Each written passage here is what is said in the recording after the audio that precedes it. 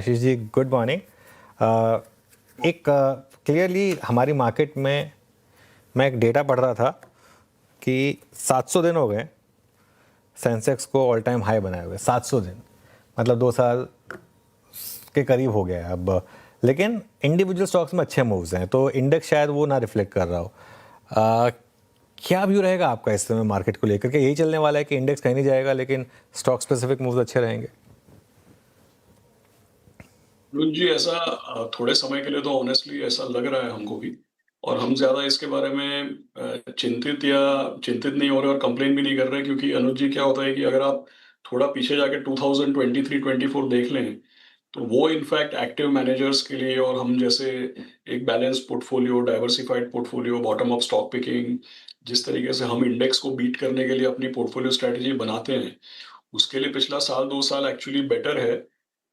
बजाय इसके कि भाई 2023-24 अगर आप देखें तो एक तरीके से मार्केट में इतना मोमेंटम था कि तब अगर आप देखते तो अगर कमोडिटी, सिक्लिकल, पीएसयूज, पूरा small cap space, defence, ship building, तो मार्केट का कुछ हिस्सा चल रहा था और कुछ हिस्सा मार्केट का बिल्कुल ही नहीं चल रहा था।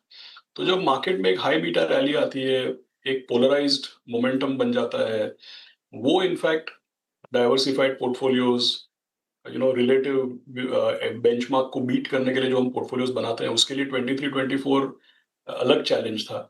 अगर आप गौर से देखें तो 2024 से लेकर 2026 तक हम लोग एक्चुअली काफी सिग्निफिकेंट पॉजिटिव अल्फा बना है। जैसा आपने बताया कि भाई सेंसेक्स तो 700 दिनों से न्यू हाई नहीं बना पा रहा है, लेकिन अगर आप हमारे फंड्स देखें तो कई फंड्स का तो डबल डिजिट कंपाउंडेड रिटर्न है, कई फंड्स का high single digit compounded return है। तो बोलने वाली बात यह है कि पिछले 2 साल में जब इंडेक्स में कुछ नहीं हुआ है, स्टॉक पिकिंग के लिए, जैसा आपने खुद बताया, मैं वही चीज आंकड़ों के साथ बता रहा हूँ कि भाई स्टॉक पिकिंग के लिए बढ़िया समय रहा है। और दूसरी चीज की अगर आप देखें इन 2 सालों में, तो हमारी डोमेस्टिक कॉर्पोरेट परफॉर्मेंस, हमारी डोमेस्टिक जो पॉलिसी मैनेजमेंट है, मॉनेटरी पॉलिसी ले लीजिए, गवर्नमेंट फिस्कल पॉलिसी ले लीजिए, ये सब चीजों के चलते domestic environment, domestic performance actually improve हुआ है। और बाहर के जो हेडविंड्स थे कि भाई ये एआई की रैली थी, अब थोड़े बहुत सवालिया निशान इस पे उठ रहे हैं, तो जो बाहर दूसरे मार्केट्स को जो चीजें आकर्षक बना रही थी, वो भी थोड़ी हेडविंड हमारे लिए कम हो रही है। तो कुल मिला के मुझे ऐसा लगता है कि डोमेस्टिक सिचुएशन इंप्रूव हो रही है, बाहर की हेडविंड्स कम हो रही है। थोड़े समय ऐसी अनिश्चितता रह सकती है, बट अल्टीमेटली अगर यहाँ से हम 6-12 महीने या 1 साल भी देखें, तो ऐसा रहेगा नहीं मार्केट। मुझे ऐसा लगता है कि अच्छे रिटर्न्स बन सकते हैं आगे जाकर के। ओके। कौन कौन से थीम्स है जहां पर इस समय आप सबसे ज्यादा पॉजिटिव हैं? अनुज जी, मैं ऑनेस्टली पिछले थोड़े समय में ये अल्फा भी इसीलिए बन रहा है क्योंकि मार्केट हेट्रोजीनियस हो चुका है। मार्केट में अगर आप देखें तो काफी मुश्किल है कि किसी एक थीम या किसी एक सेक्टर को पकड़ के चले। इनफैक्ट हमारा बढ़िया अल्फा इसीलिए बन रहा है क्योंकि मार्केट में कोई एक मोमेंटम या कोई एक थीम स्पेसिफिकली चल नहीं रही है। तो ये एक है, बट जरूर अगर आप यहाँ से आगे देखें तो हम एटलीस्ट म्यूचुअल फंड के जो निवेशक हैं, वित्तीय सलाहकारों से हमारी बात होती है, हम हमेशा उनको बोलते हैं कि भाई ये ऐसा माहौल है जिसमें एक broad based diversified multi cap portfolio करना बेटर है। लेकिन अगर फिर भी सेक्टर्स की अगर बात होती है, तो मुझे ऐसा लगता है कि जैसे पहले भी हमने डिस्कस किया है, हमारा जो फाइनेंशियल्स, कैपिटल मार्केट्स जो है, capital markets, asset management, wealth management, ये स्पेस जरूर देखने जैसा है। और पिछले 2 साल में जो चल रहा है उस ट्रेंड को अगर आप आगे देखें, तो जितना भी इंडस्ट्रियल्स, मैन्युफैक्चरिंग और न केवल बड़ी कंपनियां, स्मॉल कैप, माइक्रो कैप, पूरा जो एक ब्रॉड यूनिवर्स है, इसमें ज्यादा अपॉर्चुनिटीज हमारे टीम को देखने को मिल रही है। आशीष जी नमस्कार, वीरेंद्र बोल रहा हूँ। ये कमोडिटीज़ में जो एक मूव आया है Ashish ji, I mean gold, precious metals के साथ साथ अगर आप इंडस्ट्रियल मेटल्स को देखें, सब में एक मूव आया है। इस पर आपका व्यू क्या है और इस मूव पे कितना ट्रस्ट करें, और इसको खेलने के लिए क्या इस पर मतलब उतरना चाहिए मैदान में, और आपने फंड में अपने क्या स्पेस दिया इसको? वीरेंद्र जी, जरूर। इनफैक्ट गोल्ड अगर आप देखें, जैसे एक अच्छा इंडिकेटर होता है कि हम लोग खुद मल्टी एसेट फंड्स मैनेज करते हैं जिसमें गोल्ड और सिल्वर का एक इम्पॉर्टेंट एक्सपोजर रहता है। जैसे अगर आप 2 साल पहले देखें तो गोल्ड और सिल्वर, गोल्ड का एक्सपोजर फर्स्ट कीजिए 23-24% था, सिल्वर का भी 10-12% एक्सपोजर था, बट सिल्वर को हम हमेशा आर्बिट्राज अपॉर्चुनिटीज ज़्यादा ढूंढते हैं, लॉन्ग पोजीशन लेना अवॉइड करते हैं क्योंकि सिल्वर वॉलेटाइल बहुत ज़्यादा है। तो 1 मिनट के लिए सिल्वर को मैं साइड पर रखता हूँ। नॉर्मली हम सिल्वर रेकमेंड करते नहीं है क्लाइंट्स को क्योंकि बहुत ज़्यादा वॉलेटिलिटी है और सिल्वर में जैसा मैंने बताया हम केवल आर्बिट्राज कैप्चर करने की ट्राई करते हैं, लेकिन गोल्ड में ज़रूर हमारे लॉन्ग पोजीशंस होते हैं।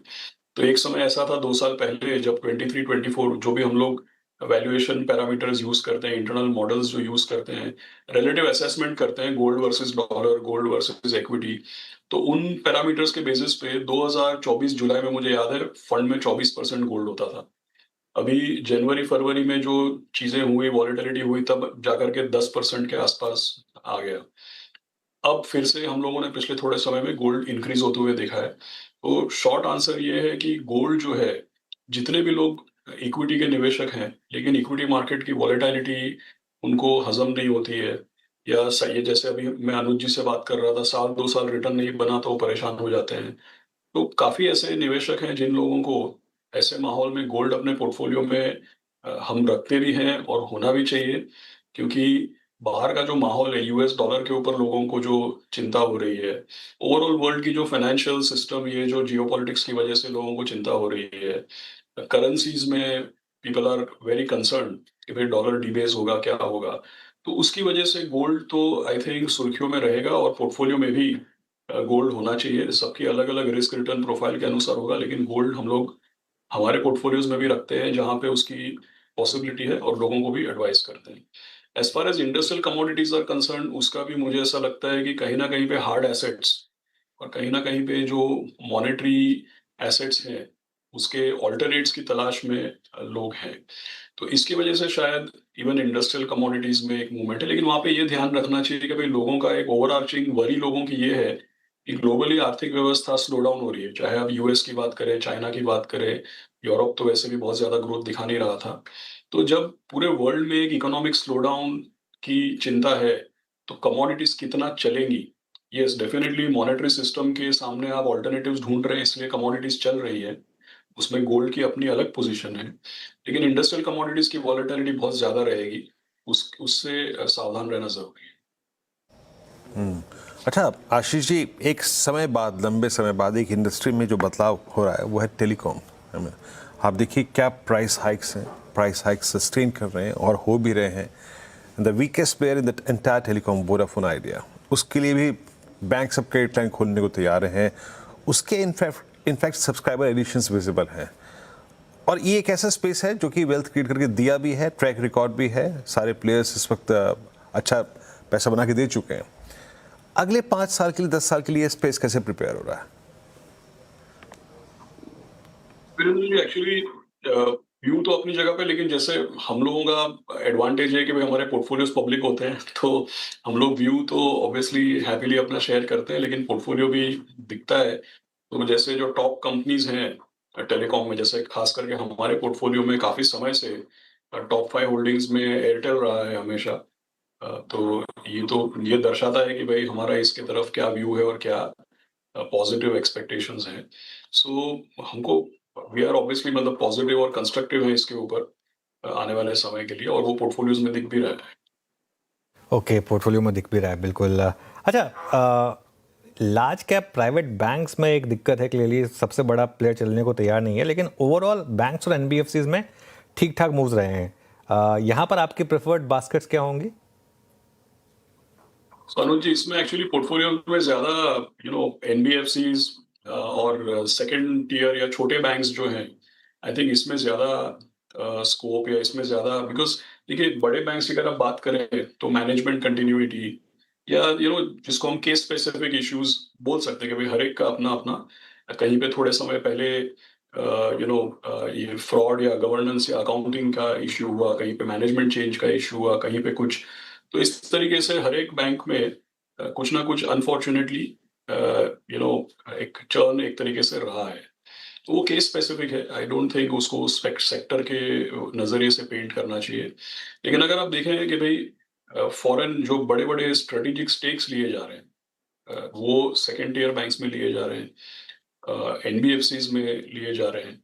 तो आई थिंक जहाँ पे नया कैपिटल डिप्लॉय हो रहा है, जहाँ पे ग्रोथ की ज्यादा एक्सपेक्टेशन है, जिन बैंकों को एनबीएफसीज को ज्यादा सक्षम बनाया जा रहा है, आई थिंक वहाँ पे उस तरफ थोड़ा ज़्यादा रुझान है पोर्टफोलियोज में। ओके। अच्छा, ये इस बार की आईटी रैली थोड़ी अलग है क्या? क्या व्यू होगा इस समय आपका अब आईटी पर? सोनू जी, कंटिन्यूसली जैसे हम लोग की इसके पहले भी 3-4 बार बात हुई है, सो हम लोग कंस्ट्रक्टिव हैं इसके ऊपर। और एक तरीके से अगर आप देखें, काफ़ी पोर्टफोलियोज में ओवरवेट भी हैं। हम अपने निवेशकों को, वित्तीय सलाहकारों को, जैसे हमने तो 1 साल पहले थोड़ा जल्दी हो गए हम, लेकिन हमने एक digital specific thematic digital fund भी लॉन्च किया था 1 साल पहले। तो उसकी शुरुआत बहुत ज़्यादा अच्छी नहीं, लेकिन पिछले 3-6 महीने में एक काफ़ी अच्छी एक मूवमेंट देखने को मिली है। मेरा हमेशा मानना ये है अनुज जी कि भाई आईटी कंपनीज का रोल तो बहुत स्ट्रांग है, लेकिन 20 साल पहले जब लोग Y2K, ईआरपी, सैप ये सब बात करते थे, तब अलग कंपनियां लीडर थी। पिछले 5 साल 7 साल में social, mobile, analytical, cloud, digital ये सब आ गया, तो विनर्स अलग हो गए। आगे जाकर भी नए विनर्स बन सकते हैं, लेकिन कुल मिला के सेक्टर में कंस्ट्रक्टिव रहना चाहिए। और स्मॉल कैप, मिड कैप, इस पे हमारे ज्यादा वेटेजेस हैं और ज्यादा आइडिएशन भी उस साइड पे ज्यादा हो रही है। अच्छा आशीष जी, आप एक बड़ा, अगर आप देखें कैपिटल मार्केट में इवेंट है आगे जाके कुछ समय के लिए, एनएससी का आईपीओ। उससे पहले एक्सचेंजेस पर और कमोडिटी एक्सचेंजेस पर, ब्रोकरेजेस पर और एएमसीज पर या फिर डिपॉजिटरीज पर, आप ज़्यादा किस पे कंस्ट्रक्टिव हैं? पिछले 1 साल में जिस प्रकार से डेरिवेटिव वॉल्यूम्स पे प्रभाव पड़ा है, उसको देखते हुए यहाँ से डाउन द लाइन 6 महीने, साल, 1.5 साल, 2 साल के लिए आपका सबसे कंस्ट्रक्टिव व्यू किस पर है इसी पूरी थीम के अंतर्गत? डिफरेंट वर्टिकल्स हैं हमारे पास। थोड़ा मतलब आपको मेरा जो व्यू है उसको एक पिंच ऑफ सॉल्ट के साथ लेना चाहिए। थोड़ा हम कॉन्फ्लिक्टेड भी होते हैं, लेकिन हमको लगता है कि जो ज्यादा सस्टेनेबल है वो पहले तो वेल्थ मैनेजमेंट और एसेट मैनेजमेंट।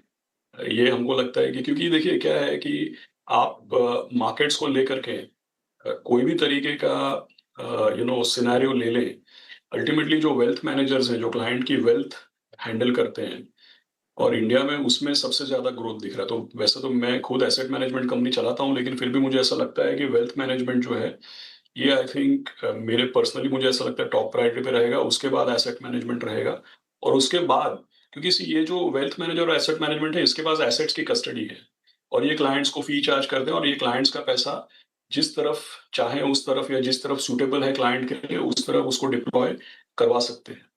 तो ये थोड़ा ज़्यादा सस्टेनेबल और ज़्यादा लॉन्जेविटी वाला बिजनेस मुझे लगता है। तो इसलिए मैंने बोला वेल्थ मैनेजमेंट, एसेट मैनेजमेंट, और इसके बाद जितने भी ट्रांजैक्शन ड्रिवन है, ये मेरे नज़रिए में इसके बाद आते हैं। तो इसीलिए उसके बाद ब्रोकिंग और ये सब आता है।